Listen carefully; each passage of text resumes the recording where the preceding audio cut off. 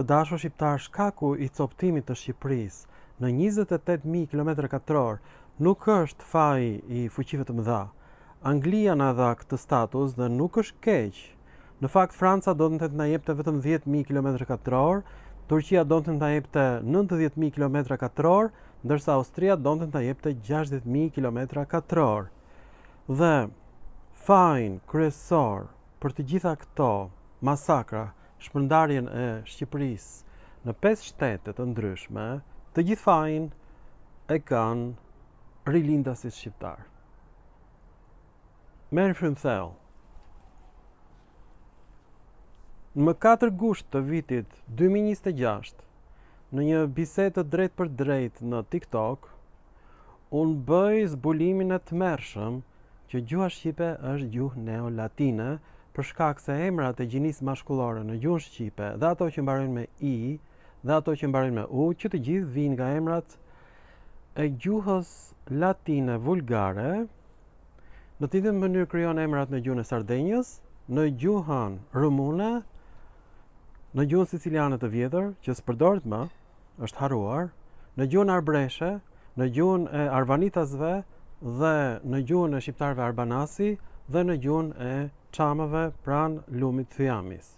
Që të gjitha këto dialekte vijnë nga një trung i vetëm që quhen boshti i gjuhëve neolatine ballkanike dhe të Sicilisë dhe të Sardenjës.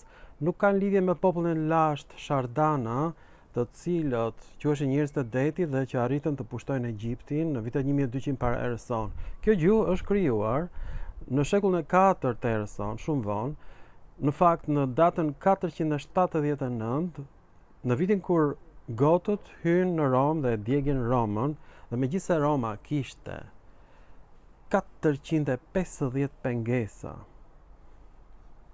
gotët u futën sikur futet thika në gjalp. Asnjë nga fiset italike nuk e mbrojti Romën për një arsye shumë të thjeshtë. Në perandorinë romake u bë një gabim i rëndë. Fëmijët e legionarëve romak me gratë vendase italike, me gratë vendase në Iliri, me gratë vendase në Spanjë, në Gali, Franca e sotme, në Rumani, Dakia e dikurshme, në Thraki, Bullgaria e sotme, në Maqedoni, Maqedonia e sotshme. Të gjithë këta fëmijë ishin fëmijët e veteranëve romak, por të vajzave vendase. Dhe këto nuk quheshin qytetarë me të drejta të plota si qytetarët e Romës.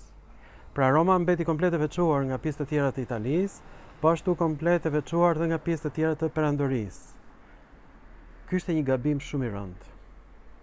Duke mos e quajtur veten qytetarë të barabartë me qytetarët e Romës, këto popullsi të përzira nuk e mbrojtën perandorinë romake në momentin më kritik, kur fiset gote vërshuan nga Ukraina e sotme, pastaj bashkë me fiset slave, fiset hune, jo indo-europiane, që më vonë pushtuan Hungarinë.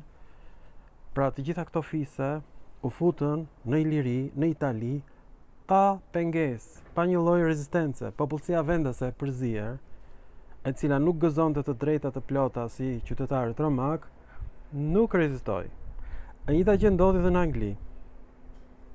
Kur u futën atje trupat anglosaksone, e pushtuan sikur të ishte komplet territori hapur. Asnjë nuk e mbrojti territorin romak, as vetë romakët vetë, sepse ishin përzier me popullsinë vendase dhe kishte lindur një popullsi e përzier. Dhe njëjta gjë ndodhi edhe në Iliri. Por fakti që kjo është zbuluar më datën 4 gusht në një bisedë në TikTok, kur po grindeshim në mënyrë më të egër dhe unë arrita të aprovoj që gjuha shqipe ngjan me gjuhën e Sardenjës, gjuhën siciliane të vjetër dhe gjuhën arumune dhe jo rumune, është një grup gjuhësh të veçanta neolatine, po ky është turpi më i madh i njerëzimit. Dhe ky zbulim s'do ishte bërë kurrë, po të mos ishte TikToku, po të mos ishim zënë atje me libër shtëpie. Pavarësisht nga fyrit e rënda që mora unë, gjuha shqipe shpëtoi. Por në konferencën e Londrës dhe në asnjë nga konferencat e tjera për territoret shqiptare, nuk është ditur kurrë që shqiptarët janë bijtë e veteranëve romak dhe grave vendase. Dhe askush nuk e dinte që Shqipëria është krijuar si vend, si territor që është dhe sot e kësaj dite, me këto territori që kemi neve, është krijim i kryqëzatës së parë.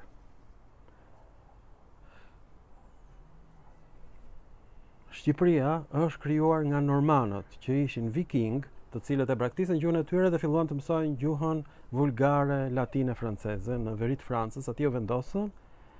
Prandaj pushtojnë Italinë e Jugut, pushtojnë Kalabrinë, Sicilinë, pushtojnë dhe Shqipërinë. Tani ekziston një teori tjetër që ka lindur pra më datën 6 gusht, që gjuha shqipe nuk është bije latiniste së lashtë, por është krijuar pikërisht nga këto normanët që erdhën nga Sicilia dhe nga Sardenja. Kjo nuk qëndron, sepse ligjet fonetike të shqipes tregojnë që ndryshimet fonetike nga fjalët e latinishtes në shqip kanë ndodhur në shekullin e 4. Pra, kjo teori e ligë që është ngritur nga zbulimi im nuk qëndron, sepse ka emra të tillë siç është emri i Erzenit, që vjen direkt nga ilirishtja që ishte greqishte, Ardaksanos. Emri i lumit Drilon është kthyer në Drin, që në shekullin e 4 të erës sonë. Por emri vetë Devollit është krijuar pikërisht mbas çlirimit të Shqipërisë nga normanët. Dhe është pikërisht atëherë momenti kur bashkohet lumi Devoll me lumin Apsos, që quheshte Apsum në latinisht, Osumi Sotëm, pra i shkurtuar në fjalët njërokshë të shqipes, dhe krijohet lumi Seman, që është emër slav. Një lum që nuk ekzistonte para vitit 1108. Praktikisht, emri i lumit Seman përkon me pavarësinë e Shqipërisë. Pra kjo teori nuk qëndron. Emrat e lumeve tregojnë që gjuha shqipe vërtet është krijuar midis shekullit të parë të erës sonë dhe shekullit të 4 të erës sonë. Është e sigurt. Fjalët dy rokshë, tre rokshë të ilirishtes që ishte greqisht janë bërë fjalë një rokshë në shqip. Ne jemi një rokshë.